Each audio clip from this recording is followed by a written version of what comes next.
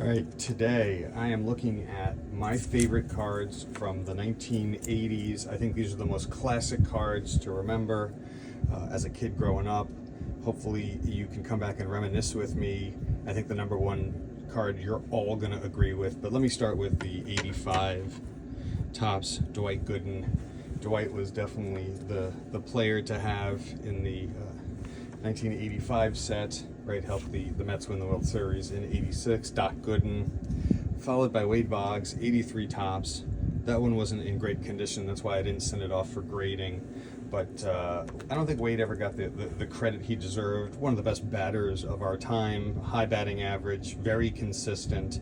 But for some reason, this 83 rookie isn't really worth as much as some of the other bigger cards in the 80s. Roger Clemens, another 85 card. He did super well with the Red Sox and Yankees.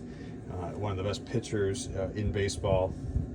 83 Tony Gwynn rookie. This one's definitely a mess, not worth the grading fees, but I'm super glad to have that card in my collection because it's just a classic card. Tony Gwynn, also one of the most consistent hitters in baseball, one of the nicest guys in baseball. I always enjoyed watching him get interviewed.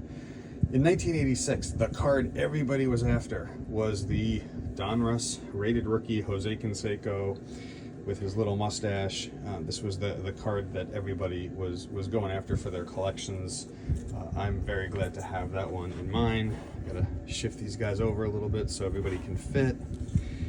For the next card, which is the Kirby Puckett 85 rookie. Kirby Puckett, also one of the best hitters in baseball. I think he spent his entire career with the Twins. Also super nice guy.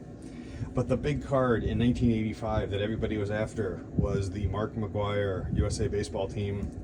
I remember being in my house and trading a kid named Jeff for this card. Jeff, thank you for this. I'm not sure what I gave away, but I'm very glad to have that in my collection. Rounding out the next few ones, the 86 Topps traded Bo Jackson was the one. Bo was huge in the mid-'80s with the Bo Knows commercials and playing football and baseball and so on.